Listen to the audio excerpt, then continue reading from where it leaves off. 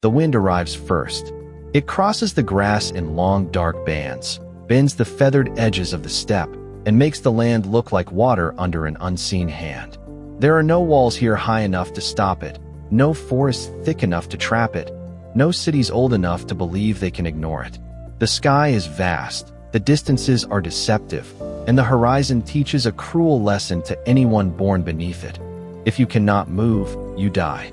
Long before the Mongols became a terror in the chronicles of Persia, Russia, China, and Europe, before the name of Genghis Khan began to sound like a prophecy of fire to people who had never seen the steppe, this world of grass, cold, hunger, and motion was already making them. To settled peoples, the steppe was often described as emptiness, a blank between the civilizations that mattered. That was the first mistake. It was never empty. It was organized differently. Its roads were not paved. Its borders were not made of stone. Its politics did not sit inside capitals. Power moved with herds, families, alliances, and enemies. Wealth had hooves. Security depended on speed, kinship, memory, and the ability to read distance the way a sailor reads water. A man born into this world learned quickly that tomorrow's friend might become next season's raider, that marriage could be diplomacy, that theft could be strategy, and that mercy without strength invited ruin. The steppe did not forgive weakness because hunger did not forgive weakness.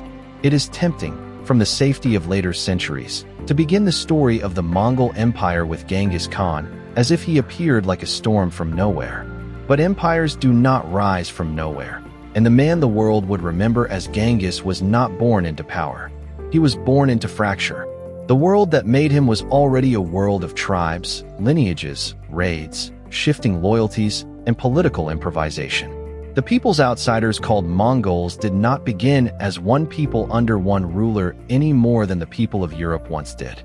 They were divided among clans and confederations, linked by language and custom but split by rivalry, insult, inheritance, revenge, and the endless arithmetic of survival.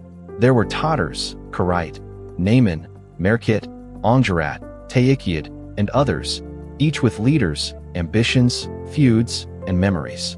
Beyond them stood larger neighbors and older states, the Jin dynasty to the south, Xia to the southwest, various Turkic powers across Central Asia, and the great sedentary civilizations that alternated between trading with the steppe and trying to control it. From the point of view of those settled empires, steppe peoples were a problem to be managed. Sometimes they could be bought, sometimes they could be divided, sometimes they could be used against one another, sometimes they had to be fought. Chinese dynasties had long experience with this kind of frontier statecraft. They bribed one confederation, punished another, opened markets, closed borders, recognized leaders, withdrew recognition, encouraged rivalries, and built defensive lines. It was a political ecology of pressure and manipulation, and it worked often enough to convince many outsiders that the steppe could never produce a durable empire of its own. The horse peoples were dangerous, yes, but surely too divided to conquer the world. That was the second mistake. The boy who would become Genghis Khan was born as Temujin sometime around 1162, though even the date carries uncertainty, which feels appropriate for a life that would later be remembered in half history and half myth.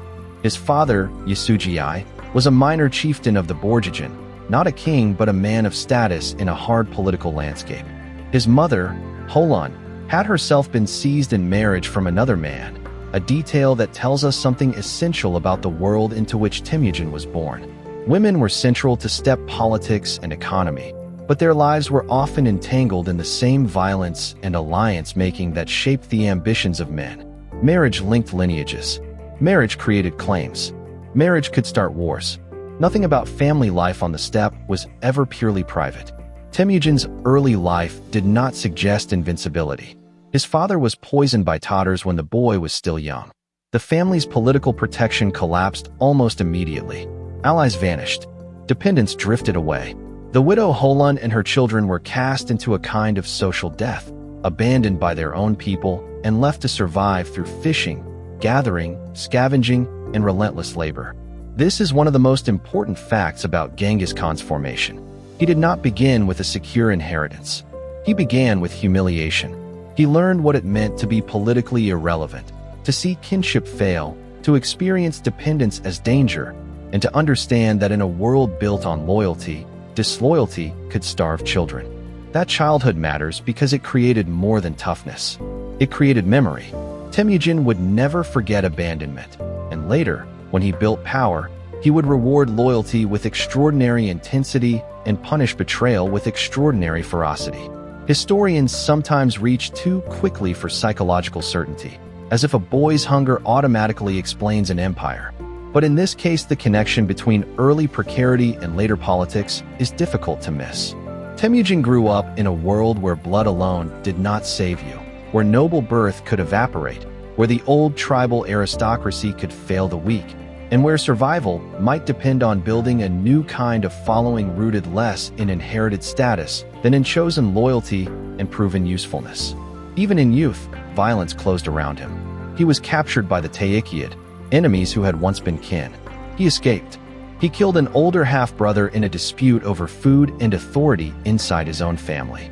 He was betrothed to Borte of the Anggerat, and when he later married her, that marriage gave him one of the few stable bonds of his early life. Then the Merkit abducted her, in part as retaliation tied to the earlier seizure of his mother. Temujin's effort to recover Borte became one of the first decisive acts of his rise. To do it, he sought help from powerful allies, above all Togrul, leader of the Karite, and Jamuka, his childhood companion and blood brother. Together they struck the Merkit and recovered her. This episode is often told romantically, but it was more than that. Borte's rescue mattered politically. It demonstrated that Temujin could act, assemble support, and turn private injury into public strength. It also bound him more tightly to Jamuka, whose relationship with him would become one of the most consequential rivalries in steppe history. The two men had once sworn brotherhood, but the steppe had little room for equal greatness. Jamuka represented an older aristocratic model of leadership, noble by lineage and invested in traditional hierarchies. Temujin, though noble-born himself, was moving towards something more disruptive. He attracted followers not only through kinship, but through patronage, reward, and a willingness to elevate men of humble background if they proved useful. In a world where aristocrats expected rank to flow through blood, this was revolutionary. The split between Temujin and Jamuka was therefore not just personal. It was structural. It was a struggle between two ways of organizing the steppe. Jamuka could still command prestige. Temujin increasingly commanded momentum. Men defected. Alliances shifted. Raids became campaigns. Political language hardened into war. The steppe had always known violence, but now it was being gathered into a larger contest over who would define order itself. Temujin's victories did not come because he was magically destined to win. They came because he learned faster than his rivals. He understood alliance. He exploited grievance. He promised spoils. He remembered service. He watched how aristocratic contempt alienated the ambitious and the poor. He used marriage, oath, reward, terror, and organization with a flexibility that made him far more dangerous than a conventional chieftain. Again and again, men who had been treated as expendable by older elites discovered that under Temujin they might become commanders. That did not make his world egalitarian in any modern sense. It made it effective. And effectiveness on the steppe was a moral category of its own. If a leader kept followers alive, rewarded bravery, distributed plunder, and made enemies afraid, that leader acquired legitimacy. Temujin did all of those things. He also made examples of those who betrayed him or broke the fragile fabric of loyalty on which mobile power depended. Mercy and annihilation lived side by side in his politics, each applied with terrible clarity. He could absorb tribes, adopt children of defeated enemies, and reward surrendered leaders. He could also exterminate aristocratic lineages, boil rivals alive, and erase resistance in ways meant to teach the whole steppe what disobedience now cost.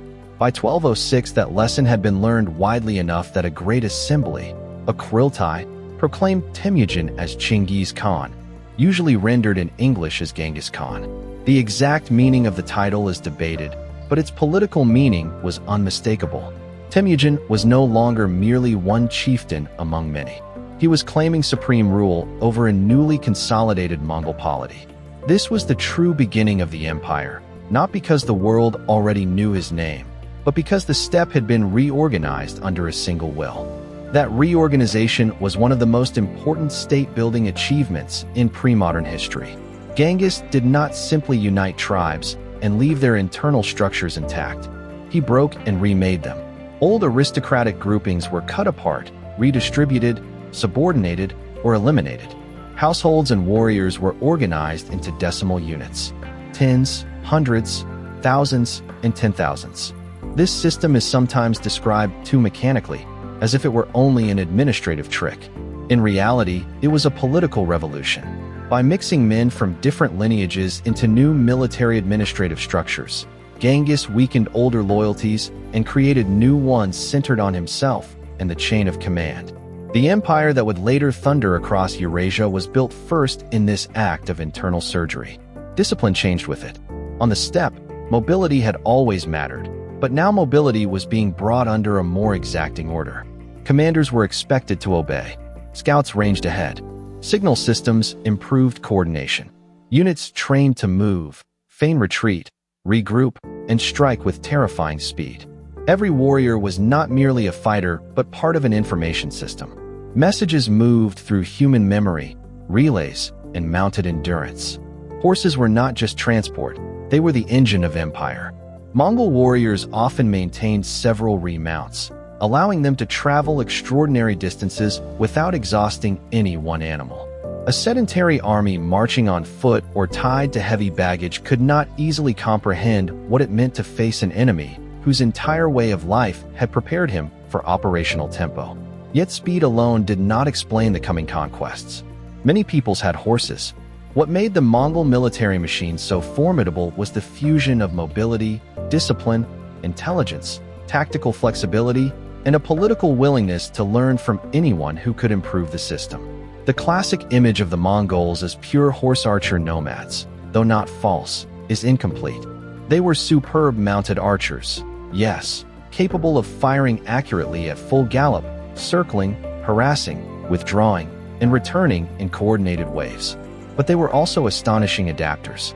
When they encountered fortified cities, siege engineers, Chinese military technologies, Muslim administrators, or craftsmen of unusual value, they did not reject them as foreign. They incorporated them. Conquest became a school, and the empire advanced by learning as fast as it killed. The composite bow was central to this system. Small enough to use effectively from horseback, yet powerful enough to punch through armor at devastating range. It allowed Mongol cavalry to dominate battlefields before close contact even began. But weapons are never just hardware. They are training embodied. A horse archer on the steppe learned his craft over years of riding, hunting, balancing, caring for animals, and reading terrain. The Mongol warrior was not created in a barracks at adulthood. He was shaped from childhood by a mobile ecology that made mounted life ordinary. That meant the empire fielded not just fighters, but specialists in a way of war inseparable from a way of living. Fear magnified all of this. The Mongols became experts at weaponizing reputation. If a city resisted and was annihilated, nearby cities learned the lesson before the next army arrived. If surrender brought relative safety while resistance brought extermination, then stories traveled ahead of the riders. Terror was not a side effect of conquest. It was an instrument of conquest. Many later chroniclers, especially those writing from societies smashed by the Mongols, described horrors in numbers and language that may be exaggerated in detail, but are not exaggerated in kind. Massacres happened. Populations were put to the sword. Skilled artisans might be separated from the doomed and sent onward for imperial use. Children, women, and men could be enslaved, deported, redistributed, or killed depending on circumstance and policy. The point was often not merely to punish, but to accelerate the collapse of future resistance. This is where any honest documentary on the Mongol Empire has to resist two easy distortions. The first is old-fashioned barbarian myth, which imagines the Mongols as little more than a flood of destruction without policy, organization, or administrative intelligence. That picture is wrong because it cannot explain the empire's durability or reach. The second is a modern romantic overcorrection that turns Genghis Khan into a misunderstood modernizer whose violence is washed clean by later admiration for trade routes and religious tolerance. That picture is also wrong. The Mongol Empire was built by massacres as well as by meritocratic opportunity. It used terror and it used law. It could protect merchants and destroy cities. It integrated worlds and left some of them in ash. To understand how the steppe conquered the world, we have to hold these truths together. The first major external target of the new Mongol polity was Xia, the Tangut Kingdom to the southwest. This campaign mattered not only for material reasons, but because it taught the Mongols lessons about siege warfare, supply, and the management of sedentary states. They could no longer rely on the logic of raid and counter-raid alone. To dominate richer and more fortified neighbors, they needed techniques drawn from the worlds they were attacking. Chinese engineers, catapults, siegecraft, and bureaucratic knowledge became increasingly important. The Mongols did not stop being steppe warriors when they learned these things. They became more dangerous because they remained steppe warriors while learning them. North China posed the next great challenge. The Jin dynasty, established by the Jurchen, ruled a wealthy and populous state with fortified cities, large armies, and administrative depth. For a steppe empire to attack such a power was not new in Chinese history, but what followed under Genghis was still extraordinary. Mongol campaigns against the Jin combined ravaging cavalry mobility with increasing sophistication in the reduction of urban centers. They learned how to isolate, starve, intimidate, and eventually take cities that would once have seemed beyond the capacity of a nomadic confederation. The sack of Zhengdu, near modern Beijing, in 1215 announced to the wider world that the Mongols were no longer a frontier problem. They were becoming an imperial catastrophe for any state that underestimated them. Even here, however, Genghis was not simply a destroyer. He was a chooser. Some cities were annihilated. Others were spared after surrender. Administrators were recruited. Tax systems were studied. Engineers were transferred. Specialists were valued. The Mongol Empire did not mean the end of civilization. It meant the subordination of many civilizations to a power flexible enough to exploit them all. If the conquest of North China made the Mongols a continental force, the destruction of the Khwarezmian Empire made them a world-shaping one. This was the campaign that sent Mongol armies surging across Central Asia and into the Islamic world with a fury so sudden that later writers could scarcely believe its scale. The origins of the war are often told through the Ochur incident, in which a caravan under Mongol protection was seized by the governor of Ochur, who accused its members of espionage. Genghis sent envoys demanding justice. The Khwarezmian ruler, Muhammad II, responded with arrogance and murder. Whatever uncertainty hangs around specific details, the broad truth is clear enough. A diplomatic commercial dispute became the trigger for one of the most devastating invasions in medieval history. Genghis Khan's response revealed the full mature logic of Mongol war. He did not simply retaliate. He broke the Khwarezmian state apart. Mongol columns moved with startling speed across enormous distances, taking city after city: Ochur, Bokhara, Samarkand, and others. Some surrendered and were spared the worst. Others resisted and paid catastrophically. Persian and Arabic chronicles describe slaughter on a scale that entered civilizational memory. Libraries burned. Irrigation systems were damaged. Urban populations were shattered. Elite lineages were erased. The Shah fled westward, hounded by an enemy that seemed less like an army than a principle of pursuit. The Mongols were demonstrating that no distance inside Eurasia was now safe. One story from this campaign became famous because it captured Mongol power in theatrical form. Entering the great city of Bokhara, Genghis is said to have declared that he was the punishment of God sent against people who had committed great sins.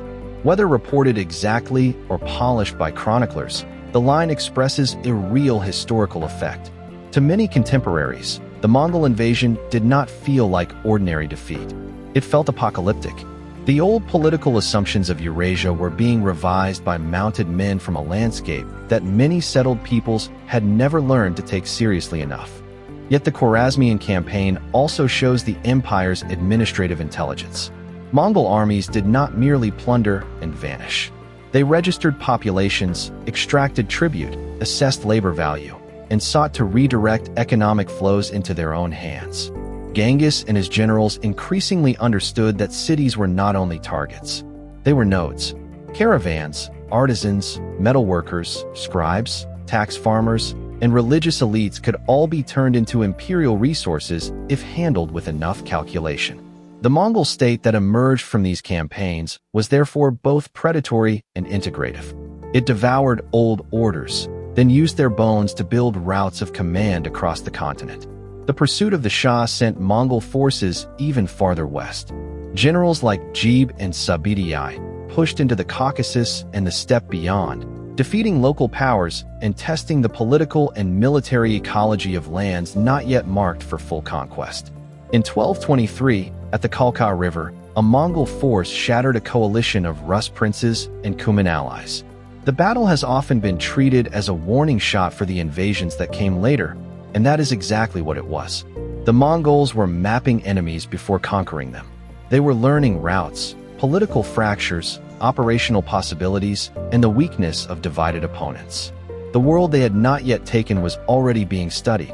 All of this had been achieved within the lifetime of one man, but the empire's future depended on whether his creation could survive him. Genghis Khan died in 1227 during or soon after his final campaign against Xia. The exact circumstances remain shadowed by later myth, which is fitting for a ruler whose life had already entered legend before his body was even gone. What matters historically is not the manner of his death, but the condition of the world he left behind. He had transformed the Mongols from a divided steppe people into the core of the largest contiguous land empire in history. He had broken major states in North China and Central Asia. He had created a military administrative machine unlike any other in Eurasia. He had also established the central problem that would define the next generations. How do you preserve imperial unity when conquest has outpaced the institutions that might contain it? Succession among the Mongols was never simply automatic. The line of Chinggis mattered enormously, but the empire was still a federation of conquered lands, mobile elites, patrimonial expectations, and powerful princes. The Kuriltai would choose among eligible sons and their lines, and every such choice risked rivalry. Genghis had designated his third son, Ogdi, as his successor, likely because he seemed more conciliatory than brothers whose tempers and ambitions might tear the imperial house apart too quickly. But even this decision reveals something crucial. The empire was not designed for smooth bureaucratic succession in the manner of long-settled dynasties. It was a conqueror's commonwealth. It had to be inherited through political management, not legal inevitability. Ogdi became Great Khan in 1229, and under him the empire did not merely survive. It expanded with astonishing force.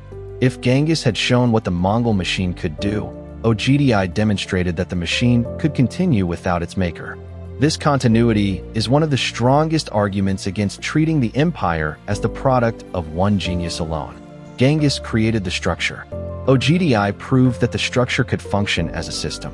Under Ogdi, the campaigns against the Jin intensified, and the dynasty was finally destroyed in 1234. North China, though not pacified in any complete sense, had been decisively incorporated into Mongol rule.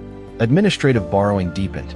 Taxation, granaries, local elites, siege engineers, and logistical knowledge all became more tightly woven into imperial practice. The Mongols remained conquerors, but they were now also rulers of dense sedentary populations. That required adaptation not just in tactics, but in the very nature of government. Steppe aristocrats who measured wealth in herds and tribute now had to confront agrarian revenue, walled cities, and the dangerous temptations of settled luxury. At the same time, campaigns surged westward with terrifying momentum. Subedii, perhaps the greatest operational commander of the age, helped guide invasions into the lands of the Rus, Poland, and Hungary. Batu, grandson of Genghis and later founder of what would become the Golden Horde, led the Western armies with princely legitimacy and ferocious energy. What followed in the late 1230s and early 1240s stunned Europe. Ryazan fell. Vladimir fell. Kiev, one of the great cities of the Eastern Slavic world, was reduced in 1240 after horrific destruction. Polish and German forces were smashed at Liegnitz in 1241. Hungarian armies were crushed at Mohi. To many European observers, it looked as if a new Judgment Day had come from the east on horseback. The speed of these campaigns was not merely a matter of horsemanship. It rested on intelligence, planning, and ruthless attention to political fracture. The Mongols exploited the disunity of the Rus principalities the same way they had exploited divisions elsewhere. They knew that coalitions built too late were no coalitions at all. They moved along multiple axes, gathered information through scouts and spies, and struck with a confidence born of repeated success. When local rulers underestimated them, they died. When they assembled without coherent coordination, they died together. Europe's political map, so dense with princely rivalries and jurisdictional complexity, offered the Mongols many of the same advantages that Central Asia and the steppe had offered before: divided enemies, uncertain command, and a fatal tendency to learn too slowly. And yet the Mongols did not continue all the way into Western Europe in 1241–42. The later generations would imagine what might have happened had they done so. Ogdi's death in 1241 triggered the need for princely attendance at the succession process, and practical priorities shifted. The withdrawal has sometimes been romanticized as if Europe was saved by providence or weather alone. Reality is more complicated. The Mongols were not a faceless natural disaster that moved forever west until stopped by terrain. They were a political empire whose campaigns were shaped by dynastic obligations, strategic calculations, ecological constraints, and competing priorities. Europe was fortunate, yes, but its survival from total conquest depended not on moral superiority or latent invincibility. It depended in part on the internal timekeeping of another empire. The westward invasions nevertheless transformed the regions they touched. The Rus lands would remain under Mongol dominance or tributary pressure for generations, their princes compelled to navigate the authority of the Khan. The Golden Horde became a major power in its own right, shaping political development across the steppe and the Russian principalities. The memory of the Mongol invasions entered Eastern European consciousness with deep and lasting force, often as trauma, sometimes as political explanation, and always as evidence that the old world had been violently repositioned. If military conquest made the empire feared, administration made it durable. One of the most remarkable features of Mongol rule was the creation of systems that could connect rather than merely ravage Eurasia. The YAM, or relay network, is central here. By establishing a chain of post stations stocked with horses, provisions, and official support, the empire enabled messengers, envoys, and authorized travelers to move across vast distances with extraordinary speed. This was not simply a convenience. It was the nervous system of imperial governance. Orders moved, intelligence moved, officials moved, merchants under protection could move. The steppe understanding of distance, once the secret weapon of mobile war, was now being translated into state infrastructure on a continental scale. The famous Pesa, or Tablet of Authority, symbolized this world. Issued to envoys or favored individuals, it gave access to imperial support and passage through the relay system. In a continent that had often been fractured by local tolls, rival powers, banditry, and political unpredictability, Mongol unification created, for certain classes of traveler at least, a new level of transcontinental possibility. This is one reason the term Pax Mongolica, though imperfect, retains some usefulness. It does not mean the empire was peaceful in a moral sense.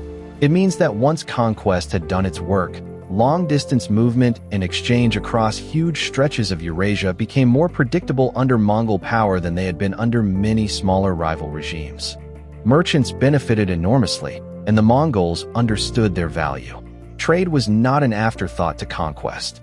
It was one of the rewards of conquest properly organized.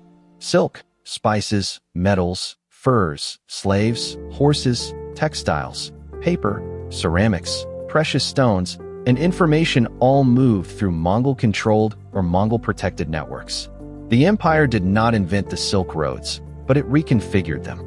By reducing some political barriers and punishing certain forms of disorder, the Mongols made it easier for caravans and commercial houses to operate across enormous spaces. Cities that survived and adapted under Mongol rule often found new places in this continental economy. Even enemies of the empire eventually had to reckon with the commercial advantages of its scale. This commercial world cannot be separated from Mongol attitudes toward religion and expertise. Compared to many earlier empires, the Mongols were strikingly pragmatic in matters of faith. Genghis Khan himself seems to have been rooted in steppe spiritual traditions, but he and his successors dealt with Buddhists, Muslims, Christians, Taoists, shamans, and others in ways that were often tolerant, so long as religious communities did not threaten political obedience or tax capacity. Priests, monks, clerics, and holy men could receive exemptions or patronage. Religious difference, in other words, was not in itself the main enemy. Resistance was. This pragmatic pluralism made the empire more governable. It also created fascinating courts where Nestorian Christians, Tibetan Buddhists, Muslim astronomers, Chinese administrators, and steppe nobles could all be found in uneasy proximity. The same pragmatism governed expertise. The Mongols valued people who could do useful things: siege engineers, scribes, doctors, translators, artisans, astronomers, accountants, metalworkers, and administrators. Entire populations might be treated differently depending on skill. A city that resisted could be massacred, yet its craftsmen might be separated out and deported to serve imperial needs elsewhere. By modern moral standards, this is horrifying, and it should be described as such. But analytically, it is also revealing. The empire was not simply destroying knowledge. It was redistributing knowledge under coercive command. This is one reason Mongol rule could simultaneously devastate some urban systems and stimulate others. Skills moved because people were made to move. This mobility of people and knowledge had cultural consequences that stretched far beyond Mongol intention. Techniques, stories, artistic forms, administrative habits, diplomatic practices, and scientific ideas traveled with unusual reach. Persian historians wrote from Mongol courts. Chinese technologies appeared farther west. Muslim astronomers and physicians worked under rulers descended from steppe conquerors. Travelers such as William of Rubruck and later Marco Polo moved through networks made possible by Mongol order. Again, none of this redeems the violence. It explains why the empire mattered for more than violence. And yet the political center of that empire was never secure. Mongol unity remained a dynastic and negotiated achievement, not a permanently settled administrative fact. After Ogedi's death in 1241, succession tensions sharpened. His widow Torjine played a formidable role in regency politics, maneuvering to secure the enthronement of her son Gayuk. Hulagu's western campaign is remembered above all for one event: the sack of Baghdad in 1258. By then, the Abbasid Caliphate had long ceased to possess the unified world power it once claimed, but Baghdad remained one of the great symbolic cities of Islam and a major center of learning, commerce, and prestige. Its fall to the Mongols reverberated across the Islamic world as both catastrophe and turning point. The caliph was killed. The city was plundered. Libraries, palaces, and lives were destroyed on a scale that entered collective memory as civilizational trauma. Later accounts sometimes magnified the destruction into total darkness, and historians debate details, but there is no question that the sack of Baghdad was one of the most shattering urban conquests in medieval history. But to stop at Baghdad would be to tell only the empire's western violence and miss the political world that followed. Hulagu's realm became the Ilkhanate, a major Mongol successor state ruling Persia and neighboring regions. Its rulers, though descended from the conquerors, quickly entered into deep relationships with Persian administrative culture. Viziers, tax systems, urban elites, and Islamic intellectual life became integral to governing the realm. The Ilkhans at first were not Muslim, which sharpened tensions with local populations and with the Mamluks of Egypt, who would become their great rivals. Yet over time, the Ilkhanate itself changed. In 1295, Genghis Khan converted to Islam, and that conversion symbolized a broader pattern visible across the post-unification Mongol world. Conquerors could dominate civilizations, but civilizations also worked upon conquerors. The Mamluk victory over a Mongol force at Ain Jalut in 1260 has often been treated as the moment when Mongol invincibility was broken in the Middle East. It certainly mattered. The idea that the Mongols could be decisively defeated on a major battlefield had immense psychological force. Yet, even here, the larger picture resists simplification. The Mongol Empire was not one perfectly unified machine by this point. The death of Monk in 1259 had opened another succession crisis, drawing attention back toward the imperial center and weakening Western coordination. Internal politics and military outcomes were intertwined once again. Mongol power was enormous, but it was never abstracted from dynastic time. That succession struggle between Kublai and Erik Bok, two grandsons of Genghis, was a turning point because it revealed how difficult it had become to preserve the empire as a single integrated polity. Kublai eventually prevailed, but his victory did not restore old unity. It accelerated a pattern already underway, the emergence of major khanates that shared Chinggisid legitimacy but increasingly followed distinct political trajectories. The Yuan dynasty in China, the Ilkhanate in Persia, the Chagatai Khanate in Central Asia, and the Golden Horde in the Western Steppe all belonged to one imperial family tree, yet they developed their own priorities, rivalries, cultures, and state forms. The largest contiguous empire in history had not disappeared, but it had begun to differentiate into related worlds rather than a single will. Kublai Khan, more than any other Mongol ruler, embodied the possibilities and contradictions of governing a great sedentary civilization. His conquest of the southern Song, completed in 1279, brought all of China under Mongol rule for the first time in history. The magnitude of this achievement is difficult to overstate. For centuries, North and South had often been divided under different dynasties. To complete the conquest required not only cavalry and siegecraft, but river warfare, naval adaptation, and administrative perseverance. It was a steppe empire learning how to rule the most populous agrarian society in Eurasia. In founding the Yuan dynasty, Kublai did something politically radical. He did not simply remain Khan over a conquered Chinese territory. He presented himself as emperor in a Chinese dynastic tradition, ruling from a capital, employing bureaucratic structures, patronizing institutions, and clothing conquest in a language of legitimate universal rule familiar to Chinese political culture. This was not mere imitation. It was imperial translation. The Mongols had entered a civilizational world with immense administrative depth, and Kublai understood that to govern it, he had to engage not only its resources, but its ideas of rule. That engagement never erased conquest. Yuan society remained marked by hierarchy, ethnic ranking, and the privileges of the conquering elite. Mongols stood high in the order, followed by categories that distinguished Northern Chinese, Southern Chinese, Central Asians, and others. Administrative inclusion did not mean equality. Yet the Yuan court was also a place of remarkable cosmopolitanism. Tibetan Buddhism found patronage. Muslim administrators and artisans operated within the system. Persian influences traveled east. Chinese state traditions shaped governance. Kublai's world was one in which the steppe no longer stood outside civilization. It was inside multiple civilizations at once. The capital at Khanbaliq, later Beijing, symbolized this new phase. It was a city of imperial ambition, planned authority, court ritual, and transcontinental connection. Foreign visitors marveled at its scale and organization. Whether or not every later traveler reported it accurately, the broader truth remains. Under the Yuan, Mongol power in China ceased to look like a passing occupation and began to look like dynastic statecraft.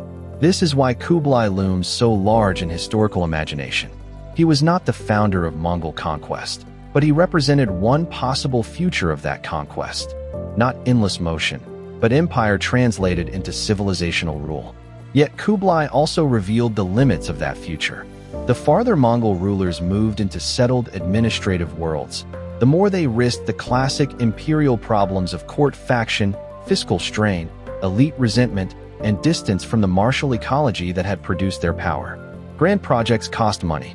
Wars against Japan, Dai Viet, Java, and other targets produced mixed or disastrous results. Naval expeditions showed ambition but also vulnerability to climate, logistics, and overextension. The failed invasions of Japan, in particular, became famous because they seemed to reveal a natural limit to Mongol power. Whether later nationalist memory exaggerated that limit or not, the fact remains that an empire born in open grasslands could not master every environment with the same ease. Meanwhile, the Golden Horde shaped the Western Steppe and the Rus world in equally important ways. Bada's polity was not merely a raiding zone. It became a governing structure, extracting tribute, arbitrating princely rivalries, and channeling political life across the steppe and forest frontiers. The Rus principalities did not simply vanish under Mongol domination. They adapted. Princes traveled to receive patents of authority. Tribute systems evolved. Some cities rose while others declined. Moscow's later growth cannot be understood outside this environment, in which proximity to Mongol power became both burden and opportunity. The old question of whether Mongol rule held Russia back is too crude to capture the reality. The Golden Horde did not merely suppress. It reorganized political possibility. The Horde's own life was dynamic. It sat astride trade routes between East and West, connected steppe military traditions to Islamized urban centers, and wielded immense influence over Black Sea commerce. Genoese traders, slave routes, caravan networks, and diplomatic channels all intersected with Horde power. To imagine the Mongol world only in terms of conquest is to miss how quickly its successor states became infrastructure for exchange. Violence opened the roads. Administration kept them useful. In Central Asia, the Chagatai realm occupied another crucial zone. It straddled the older Silk Road corridors and inherited both steppe and oasis worlds. Its politics could be unstable, its geography difficult, its lineages contested, yet it remained vital as the connective tissue between East and West. Central Asia under Mongol and post-Mongol rule did not simply become a victim of empire. It remained a maker of imperial futures, including those of Timur later on. The steppe had conquered the world, but it had not exhausted itself. It kept generating political forms, military cultures, and claims to universal rule. One of the most remarkable features of this imperial system is how much it depended on movement and how much effort went into disciplining movement. We often remember Mongol conquest as speed, and it was speed. But speed without structure becomes dissipation. The empire needed records, messengers, safe conducts, tax extraction, regional governors, census-taking in some areas, and a shared understanding that Chinggisid legitimacy could still organize obedience across astonishing distances. The famous law code often associated with Genghis, the Yasa, is difficult to reconstruct in precise terms because later sources mythologized it. But whether or not there was ever a single coherent written code of that name, Mongol rule certainly cultivated a culture of command, order, and severe punishment for disobedience. Discipline was not the enemy of mobility. It was mobility made durable. No story about the Mongol Empire is complete without the cities that survived it and the cities that did not. Conquest is uneven by nature, and under the Mongols, unevenness became policy. Cities that opened their gates, offered tribute, and surrendered useful populations might avoid total destruction, though never with complete confidence. Cities that resisted, especially after summons to submit, risked annihilation. This distinction was strategic. It made future sieges easier, but it also produced a moral geography of fear across Eurasia. News of resistance at one city changed the calculations of the next. Terror traveled as fast as cavalry. Chroniclers from Persia to China understood this, which is why their narratives often pulse with the same stunned observation. The Mongols did not merely defeat enemies. They changed the scale at which people imagined defeat. This psychological conquest was one of their greatest weapons. When later Europeans, Middle Easterners, and East Asians described the Mongols as if they were more than human, what they were often really describing was an empire that had mastered the political use of inevitability. To face the Mongols was not just to face arrows, horses, siege engines, and commanders. It was to face the suspicion that resistance itself had already become irrational. Once that feeling spread, the empire gained victories before battle began. Yet inevitability is always a historical illusion. The Mongol Empire looked inevitable only after it had happened. In truth, it was precarious at every stage. Genghis could have been killed young. Jamukha might have prevailed. The Karait or Nayman might have produced a stronger integrative power.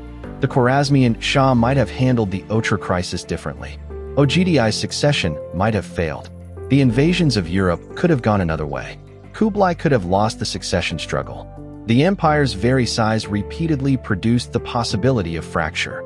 That it survived as long and as widely as it did is testimony not to destiny, but to repeated acts of brutal political competence.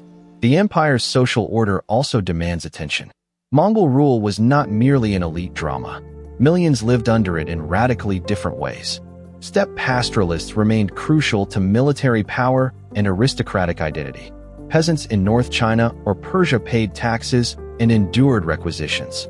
Urban artisans might be privileged, moved, or crushed depending on local circumstances.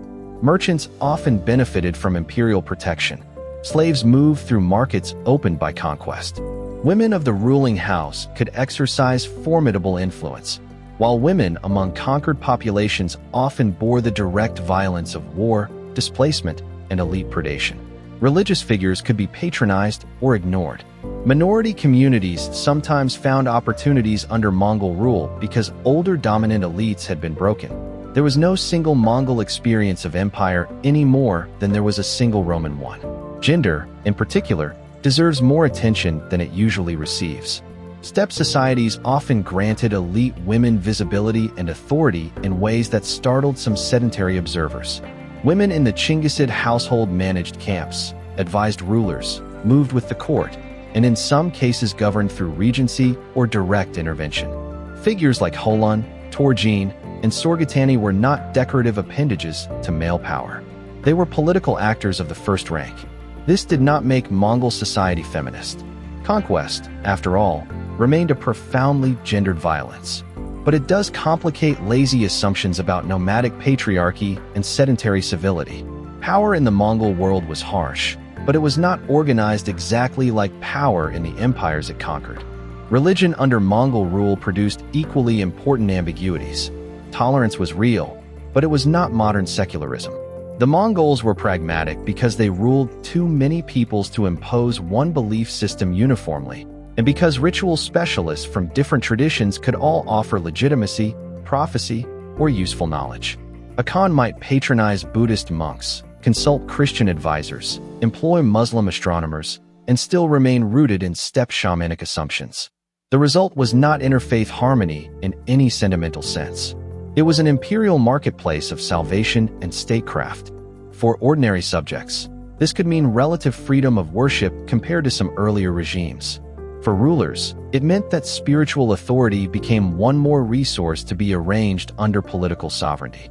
And then there is the question that haunts every large story of Mongol Eurasia: plague. The Black Death that devastated the mid-14th century moved through trade and military networks that the Mongol Empire had helped consolidate. This does not mean the Mongols caused the plague in any simple moral sense. Disease has its own ecology. But the imperial knitting together of Eurasia undoubtedly altered the speed and pathways by which pathogens could travel. Fleas, rodents, caravans, ships, armies, ports, and relay networks formed part of a connected system. The same routes that carried silk, silver, letters, and diplomats could also carry death. This is one of the darkest ironies of imperial integration. The roads that enrich also expose. In this sense, the Mongol Empire remade the biological history of Eurasia as well as its political history. By the 14th century, the great age of unified Mongol world power was already giving way to more localized struggles, conversions, dynastic weakness, and fiscal strain. The Yuan in China faced mounting resistance, environmental problems, inflation, and the growing disaffection of subjects who had not forgotten conquest. The dynasty fell in 1368 to the Ming, though Mongol rule did not disappear from the steppe. The Ilkhanate fractured after the death of Abu Sa'idi in 1335. The Golden Horde suffered internal conflict, and later the catastrophic blows of Timur, as well as the slow political reconfiguration of Eastern Europe. The Chagatai realm broke and reformed in multiple ways.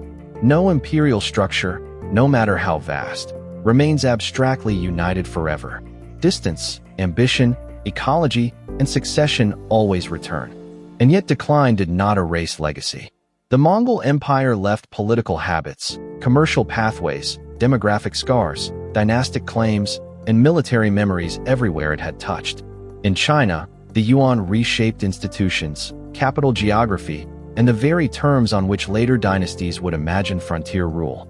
In Persia, the Ilkhans became part of the long story by which Mongol conquerors were absorbed into Islamic and Persianate political culture. In the western steppe and the Rus lands, Mongol domination altered tributary practices, state formation, and the rise of powers that later pretended they had simply escaped the horde rather than been shaped by it. Across Central Asia, Chinggisid legitimacy remained potent for centuries. Even rulers who were not direct Mongol heirs often sought ways to borrow its prestige. There is also a deeper legacy in how the empire changed Eurasian consciousness. Before the Mongols, many civilizations knew of one another dimly, indirectly, or through highly mediated trade. After the Mongol conquests, the scale of mutual awareness sharpened. Maps improved, diplomatic contacts widened, goods circulated more predictably. Information about distant courts, beliefs, and peoples became easier to obtain for those connected to the imperial routes. This was not globalization in the modern sense, but it was a new degree of transcontinental entanglement. The Mongols did not invent Eurasia as a connected space, yet they made that connectedness harder to ignore. The empire also altered the language of sovereignty. Chinggisid descent became one of the most powerful legitimizing claims in the post-Mongol world. To rule by right, in many regions, increasingly meant either belonging to that lineage or finding a way to govern in its shadow. The memory of Genghis Khan could terrify, inspire, or legitimize.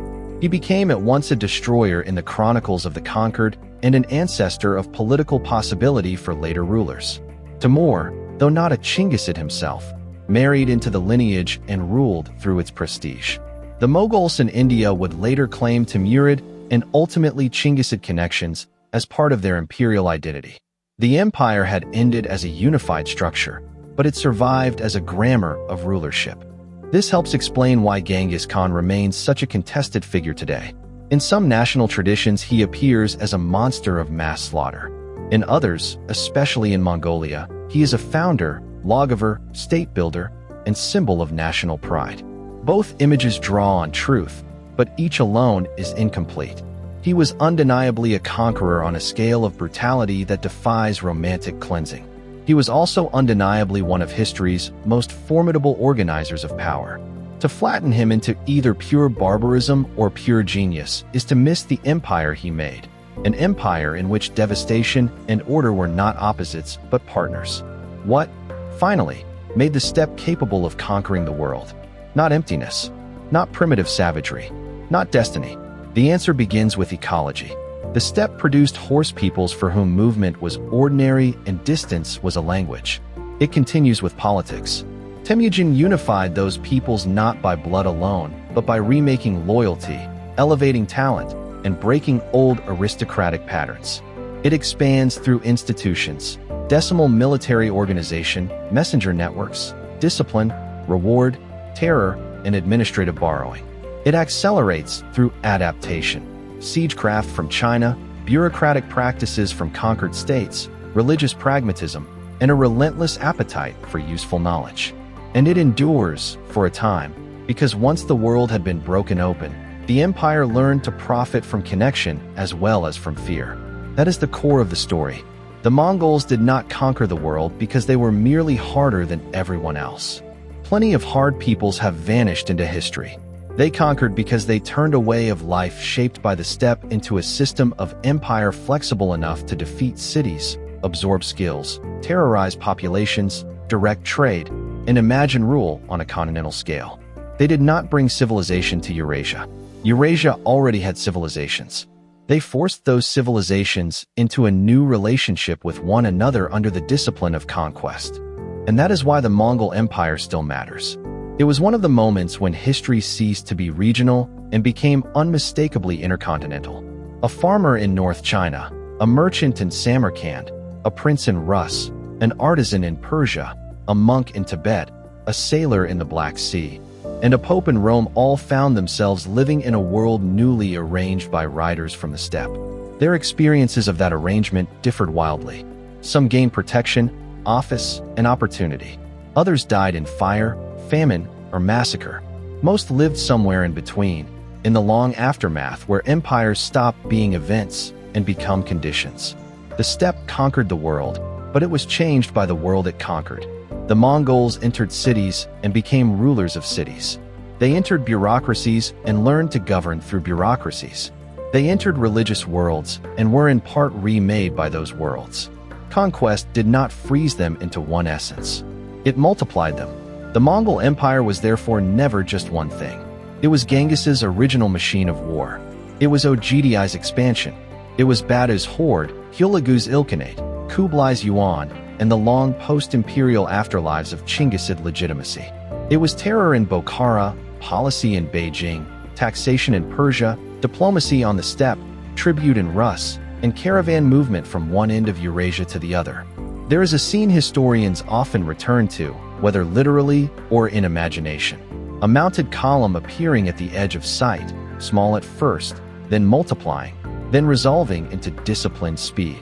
For the people who saw that line approach in the 13th century, it often meant the end of an old certainty.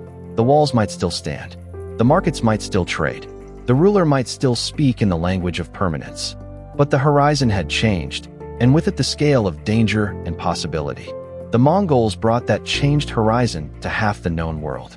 In the end, the Mongol Empire may be the clearest proof that what looks peripheral in one age can become central in the next. The steppe had been treated by many sedentary states as a border problem, a source of raids, mercenaries, and nuisance. Under Genghis Khan and his successors, it became the organizing center of a continental order. Grasslands that many empires thought of as empty produced a political technology of movement strong enough to master cities, roads, courts, and caravan routes from the Pacific to the edge of Europe. That is how the steppe conquered the world, not by remaining outside history, but by entering it at full gallop and forcing everyone else to discover that history had been larger, faster, and more connected than they had imagined. The grass, the horses, the arrows, the terror, the law, the trade, the cities spared, the cities burned, the princes broken, the clerks employed, the merchants protected, the dynasties replaced, the religions tolerated, the routes unified, the plague accelerated, the memory prolonged. Together they form one of the most astonishing and unsettling political creations humanity has ever made. And once it existed, no part of Eurasia remained untouched by the knowledge that it could exist. There is another way to grasp the achievement, and it lies not in grand strategy, but in daily mechanics. Imagine one Mongol Tumen on the move.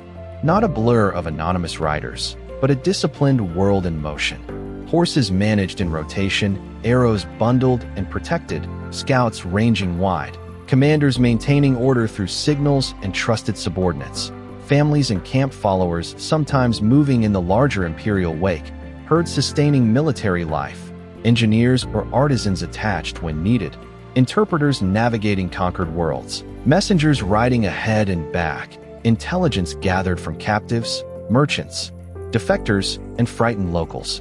The empire did not move as chaos. It moved as a system of systems. This is what later enemies so often failed to understand until too late. They saw speed and mistook it for improvisation. In fact, the speed was organized. Intelligence deserves special emphasis because it was one of the least glamorous and most decisive parts of Mongol power. The empire's commanders scouted relentlessly. They questioned merchants about roads, rivers, passes, and markets. They interrogated prisoners, received defectors, exploited local grievances, and used advance envoys not only for diplomacy but for information. Subedi in particular appears in the sources almost as a cartographer of possibility, a general who thought in distances, river crossings, coalition timings, and the weak joints between enemy powers. The Mongols were rarely omniscient, but they were often better informed than the states they invaded. In an age when rulers could govern badly because distances hid danger, the Mongols turned distance into an ally by riding through it faster and more knowingly than their enemies thought possible. This is part of why divided states fell so repeatedly before them. The Mongols understood that information could be concentrated while enemies remained politically diffuse. A coalition might assemble, but if it did not agree on command, if it misunderstood Mongol routes, if it took too long to decide, if it assumed the invaders would behave according to familiar rhythms, then it was already compromised. The Mongols repeatedly fought not merely armies, but political slowness. The famous feigned retreat illustrates this perfectly. To some opponents, it looked like panic. In reality, it could be a devastating trap, drawing enemies out of formation, stretching them over distance, and exposing them to encirclement or counterattack. The tactic was not unique to the Mongols, but in their hands it became one part of a larger operational art built on discipline. A panicked army cannot fake retreat effectively. Only a controlled army can. This tells us something important. The Mongol military machine was terrifying not because it lacked order, but because it had so much of it beneath its apparent fluidity. The everyday life of the steppe also created a kind of resilience that settled armies often struggled to match. Mongol warriors could live harder and move with fewer fixed supply expectations because their entire society had been shaped by mobility. Diet, camp organization, animal management, seasonal movement, and tolerance for exposure all formed part of their advantage. They were not invulnerable to climate or supply, but they were differently calibrated to them. A sedentary chronicler might call them barbaric for drinking mare's milk, bloodletting horses in extremis, or living with a harsh material simplicity. In military terms, those habits could become strategic assets. An army that can endure cold, hunger, and sparse landscapes without collapsing gains options that more comfortable forces do not possess. This should not be romanticized. The steppe was not noble because it was hard. It was simply hard. It created endurance and violence together. But that hardness helps explain why the Mongols could sustain campaigns through terrains and seasons that unnerved or exhausted many enemies. If the empire had been built by court luxury, it would have died young. Women, too, were part of this daily resilience. In a mobile society, camps had to function, herds had to be managed, households had to survive movement, and family authority could not disappear the moment men rode to war. Elite women of the Mongol world therefore occupied positions that sedentary chroniclers sometimes found surprising. They managed or influenced major political and economic affairs. They supervised camps, advised rulers, arranged marriages, and in moments of dynastic crisis could hold together the continuity of power. The empire's history makes little sense without them. Consider Borte, Genghis Khan's principal wife. She was not merely the recovered bride of a dramatic early episode. She remained central to his legitimacy, household, and dynastic line. The political order of the empire depended heavily on questions of descent, household rank, and succession, all of which made chief wives and mothers crucial. Or consider Sorgatani Beki, widow of Talyui and mother of Monk, Kublai, Hulagu, and Erik Boke. Her political intelligence helped shape one of the most extraordinary concentrations of dynastic success in world history. Or Torjin, whose regency after Ogdi's death proved that the empire could be steered, if not serenely, by a woman operating at the heart of imperial politics. These were not exceptions in the sense of impossibilities. They were products of a political culture in which elite women could act because the household itself was a unit of power. None of this erases the suffering of women under conquest. Cities taken by storm exposed women to enslavement, assault, displacement, and the violent incorporation of households into imperial systems. Once again, the empire contained radically different experiences depending on class, ethnicity, status, and circumstance. To speak of female political influence at the top is not to sanitize the empire's gendered violence below. It is to recognize that Mongol rule reordered gendered power rather than fitting neatly into familiar sedentary stereotypes. The empire's ability to adapt siege warfare is another piece of the story that still feels underappreciated in popular memory. Many viewers imagine the Mongols only in open landscapes, as if they became weaker the moment walls appeared. In fact, some of their greatest victories depended on becoming masters of walls. They recruited and coerced engineers from conquered states, especially from China and the Islamic world. They used catapults, traction and counterweight machines, miners, ladders, fire weapons, blockades, and intimidation in combinations that made city defense far less reassuring than it had once seemed. Baghdad, Zhengdu, Xianyang, and countless lesser cities all illustrate this transformation.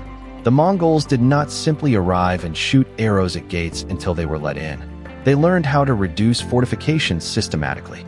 They built circumvallations, cut supply, coordinated assault units, and used terror to break morale before a final storm. Once again, the steppe did not remain pure. It became stronger by becoming mixed. Conquest taught them that every civilization they attacked contained tools worth taking. This principle extended into administration more broadly. Taxation under Mongol rule could be exploitative, inconsistent, or ruinous, depending on place and period, but the effort to regularize revenue is still significant. Census taking in some regions, registration of households, and reliance on local tax experts show that the Mongols were not content forever with plunder alone. Plunder is immediate. Taxation is lasting. Any empire that wants endurance must learn the difference. The Mongols learned it, though not always gracefully. In Persia and China especially, they faced the classic problem of conquering rich agrarian societies with a warrior elite whose instincts and appetites could destroy the very revenue base on which imperial rule depended.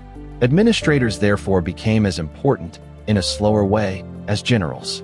This helps explain the prominence of figures like Yelu Chukai, the Khitan statesman who served Ogdi and famously argued that the conquered lands of North China could be taxed rather than simply devastated.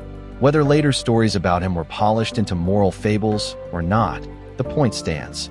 Inside the empire, there were always arguments between pure extraction and sustainable rule.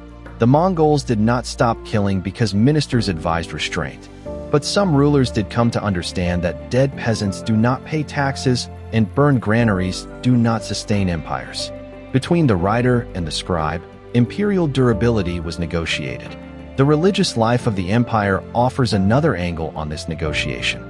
Mongol rulers often exempted clerics from taxation or corvée because they valued spiritual intercession, legitimacy, or political stability. Buddhists, Muslims, Christians, Taoists, and others all found moments of favor under one Khan or another. This patronage was rarely disinterested. Rulers wanted prayers, moral authority, educated servants, and social peace. But the effect was real. The empire could feel, to some minority communities, less ideologically suffocating than previous regimes. That pragmatism created unusual scenes: Christian envoys at Mongol courts, Muslim scholars serving in Chinese settings, Buddhist advisors influencing Khans whose ancestors had worshipped the eternal blue sky. Empires often homogenize. The Mongol Empire, at least for a time, organized heterogeneity under conquest. One must also reckon with the environmental consequences of Mongol warfare and rule. Mass killing, deportation, and the destruction of irrigation networks in parts of Central Asia and Persia altered landscapes, not merely politics. Some urban systems declined for generations. Agricultural productivity could be crippled when canals and labor systems were broken. Later Romantic claims that the Mongols somehow healed the earth or reduced human pressure on the environment through killing are morally obscene in their carelessness. The empire was an ecological force partly because it was a killing force. In some areas that meant depopulation and ruin. In others, it meant redirected trade, rebuilt cities, or new patterns of settlement. The environmental history of the Mongol Age, like everything else about it, was uneven. The empire also changed war for its enemies. After the Mongols, no serious state on the Eurasian landmass could ignore the lessons they had taught. Intelligence, mobility, concentration of force, siege adaptation, and the political value of speed all took on new meaning. States that survived direct conquest or border pressure studied Mongol methods whether they admitted it or not. The Mamluks reorganized in response. Russian princes learned to survive under horde supremacy and later to challenge it. Chinese dynasties after the Yuan never forgot what steppe power could do.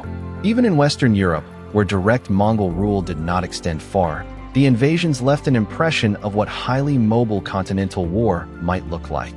And then there is the question of race and memory. European writing about the Mongols helped shape a long tradition of describing Asian conquerors as civilizational nightmares from the East. Some of that language drew on immediate trauma. Some later became a reservoir for broader fantasies about barbarism and foreign threat. Persian and Arabic memories, too, could mix concrete historical pain with moral interpretation. Chinese memory of the Yuan could alternate between condemnation of foreign rule and recognition of real institutional continuity. Russian memory would later make the Tatar yoke into a foundational narrative. Modern nationalism in Mongolia would reclaim Genghis as ancestor and state symbol. The Mongol Empire therefore survives not only in archives and ruins, but in the emotional grammar by which later societies explain themselves. Few figures reveal this better than Genghis Khan himself. Outside Mongolia, he is often reduced either to butcher or to business manual mascot, as if the only options are horror or admiration. Both are distortions produced by modern needs. He was a conqueror whose campaigns killed on a colossal scale. He was also a state builder who grasped organization, loyalty, and adaptation with extraordinary force. He should neither be cleaned up nor flattened. The empire he founded demands a harder honesty, that some of history's most transformative political achievements were accomplished through violence so systematic that later generations recoiled from even describing it plainly. There is a temptation, especially in popular documentary storytelling, to ask whether the Mongol Empire was good or bad for world history. This is the wrong question, or at least the wrong first one. It was too large, too violent, and too varied to fit into a moral ledger simple enough to balance. Better questions are these. What became possible because it existed? What became impossible because it existed? Who gained? Who died? What routes opened? What cities vanished? What kinds of political imagination did it reward? What kinds of resistance did it force? The answers differ by region, class, and century. For some merchants, the empire made fortunes conceivable. For some artisans, it moved them into wider worlds by force. For some peasants, it brought taxation under new masters. For some cities, it brought ashes. For some dynasties, it brought extinction. For later rulers, it brought a model of sovereignty too powerful to ignore. The idea of a world empire itself changed under the Mongols. Rome had linked vast regions before, as had Han China in its sphere, and the caliphates had bound enormous territories through religion, trade, and statecraft. But the Mongol Empire accomplished something distinctive. It connected lands from the Yellow Sea to Eastern Europe under ruling houses related by direct descent and conquest. It forced contemporaries to imagine continental order at a scale few had seen. It made Eurasia feel traversable to rulers who had once thought largely in regional terms. Even where direct control fragmented, the memory of that scale lingered. Future empires would inherit not the exact Mongol form, but the sense that continental ambition was possible. It is also worth noting that the empire never fully ceased to be steppe at its core, even when its rulers sat in palaces. Horses, lineage, mobility, personal loyalty, and the symbolism of conquest remained central to Chinggis' identity. This created recurring tension in successor states. Sedentary administration required routine, taxation, paperwork, and compromise. Steppe aristocratic culture prized distribution of spoils, military honor, and mobility. Every post-unification Mongol state had to negotiate that tension. Some did so more successfully than others. The Yuan struggled with it in one way, the Ilkhanate in another, the Horde in another still.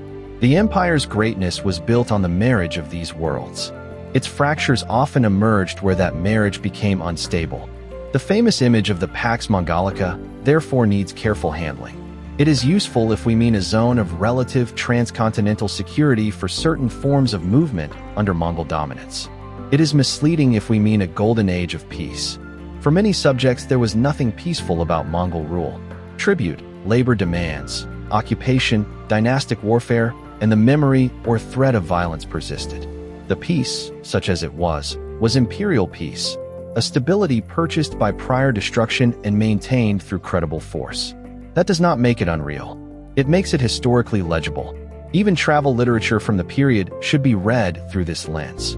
When later European readers thrilled to accounts of Far Eastern riches, orderly relay systems, or astonishing cities under Mongol rule, they were often consuming the visible top layer of a world whose foundations had been laid by conquest. The marvel and the massacre were not separate eras. They were related outcomes of the same imperial process. This may be the best place to return to the steppe itself. For all the empire's later complexity, its deepest source never disappeared. An ecology that demanded movement and a politics that learned to turn movement into rule. Sedentary civilizations often imagine power as something that sits on a throne, in a city, within a wall. The Mongols proved that power could also ride. It could be distributed through disciplined mobility, through networks rather than monuments, through horses rather than roads, until roads themselves were reorganized in its service. That lesson stunned Eurasia because it exposed a blind spot common to many settled states. They had mistaken rootedness for superiority. The steppe, in turn, had never mistaken motion for innocence. It knew that mobility could feed, but also raid. It knew that alliance could preserve life, but also hide betrayal. It knew that weather could kill just as surely as enemies. The world that produced Genghis Khan therefore produced more than a conqueror. It produced an entire political sensibility, suspicious, adaptive, unsentimental, and skilled at converting necessity into advantage. When that sensibility acquired a leader capable of reorganizing loyalty and a dynasty capable for a time of extending his methods, the result was the Mongol Empire. And so the final image should not really be a palace, though the Mongols ruled many. It should be a horizon, a line of riders appearing where there had seemed to be only distance. Settled peoples had long seen the steppe as what lay beyond the edge of their maps, beyond the cultivated world, beyond the walls that made them feel civilized. Then the edge moved. It crossed deserts, rivers, mountains, and capitals. It entered chronicles in every major language of Eurasia. It rode through Bokhara, across the plains of Hungary, into the streets of Zhengdu, to the gates of Baghdad, into the administration of China, into the tribute politics of Rus, and into the trade routes that carried merchants and plague alike. The horizon did not stay outside. It conquered the center. That is the story. Not that the Mongols were superhuman. Not that the peoples they conquered were weak. Not that violence alone explains empire. The story is that a society trained by one of the hardest landscapes on Earth learned how to reorganize itself under one will, how to move faster than its enemies could think, how to borrow whatever made conquest easier, and how to turn the shattered worlds it created into a connected imperial order. That order never became humane, but it became real enough to change the history of half the globe. The steppe conquered the world because it stopped being merely a frontier and became a system. And once it did, Eurasia could never quite return to what it had been before.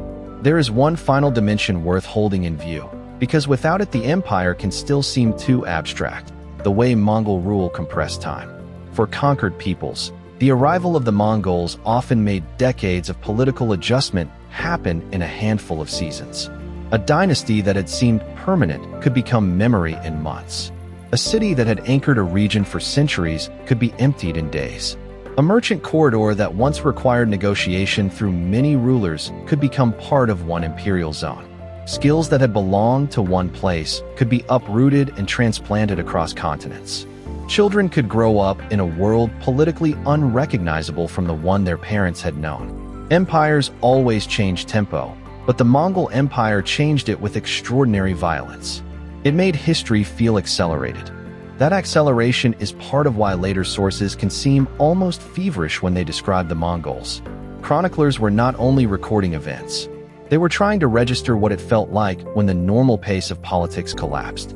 The Mongols did not politely wait for the institutions they attacked to adapt. They moved faster than adaptation. This is true in war, but it is also true in the imagination. The rumor of the Mongols often arrived before a ruler had even decided whether they were a raid, a migration, a local threat, or a civilizational one. By the time some courts understood that they were dealing with an empire, the empire was already at the gate. Even the empire's failures reveal this quality. The invasions of Japan failed.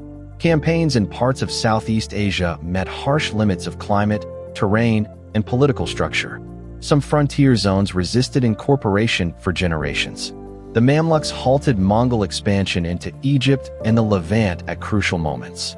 Internal fracture repeatedly constrained outer conquest. Yet even these failures mattered because they defined the true boundaries of Mongol possibility. They showed that the empire could be resisted, but only under specific conditions: strong military organization, difficult terrain, favorable timing, or the empire's own distracted center. Failure, in other words, did not make the Mongols ordinary. It made their actual scale easier to see. The same is true of their legal and social ideals. Modern discussions sometimes linger on the Yasa as if it were a single written constitution that can explain Mongol rule neatly. The historical reality is murkier. What mattered most was not a parchment code preserved intact, but a political culture of command, prohibition, obligation, and exemplary punishment. Theft, insubordination, desertion, betrayal, and disobedience could bring extreme consequences. Order on the steppe was never soft, and when translated into empire it remained hard. But this hardness also produced a strange kind of meritocratic promise inside the ruling machine. Men of low birth could rise by service. Command might follow proven ability more than old aristocratic entitlement. Captured talent could be redeployed. This did not produce equality. It produced mobility within hierarchy, and in the brutal world of steppe politics that could be transformative. That promise helps explain part of the empire's endurance. A purely aristocratic coalition can be brittle. A coalition that recruits talent from below, rewards loyalty, and opens channels of advancement can become much more dangerous. Genghis Khan understood this before many of his enemies even understood that their own aristocracies were political liabilities. Again and again, steppe nobles who assumed birth alone would sustain authority found themselves outmaneuvered by a leader who made use of grievance. The empire was built not only by horse archery and siegecraft, but by social engineering among the conquerors themselves. If there is a single recurring mistake that contemporaries and later observers made about the Mongols, it was to confuse unfamiliarity with simplicity. Because the steppe did not look like a city-state, a caliphate, or a Chinese dynasty, many observers treated it as politically primitive. Because the Mongols moved through open landscapes and lived without monumental architecture at the center of their original power, settled elites often assumed they lacked the sophistication needed for durable rule. The catastrophe of the 13th century was, in part, the price of that misreading. The Mongols were not less political because they were mobile. They were political in ways their enemies had not trained themselves to respect. That may be the empire's most unsettling lesson for the present, as well as the past. Power does not always emerge from where established states expect it. It can come from edges, from systems considered secondary, from societies dismissed as marginal. It can arrive in forms the center has not prepared itself to read. The steppe looked peripheral until it reorganized the continent. By then, the judgment of what counted as center and what counted as margin had already changed. So when we ask how the steppe conquered the world, the answer is not only military. It is perceptual. The Mongols won in part because so many of their enemies saw them too late, too narrowly, or in the wrong category. A raider can be bought off. A tribe can be divided. A barbarian can be despised. An empire must be answered differently. By the time Eurasia grasped that difference, the horsemen from the grasslands had already become sovereigns from the Yellow Sea to the Black Sea. And perhaps that is why the Mongol Empire still feels so modern in spite of its saddles, bows, and yurts. It reminds us that connection and destruction often travel together, that logistics can matter as much as valor, that information can be a weapon before battle starts, that mobility can overturn settled assumptions of superiority, and that an empire may leave behind not only ruins but routes, habits, institutions, and stories that keep shaping the world long after its unity is gone. The grass does not remember names the way books do.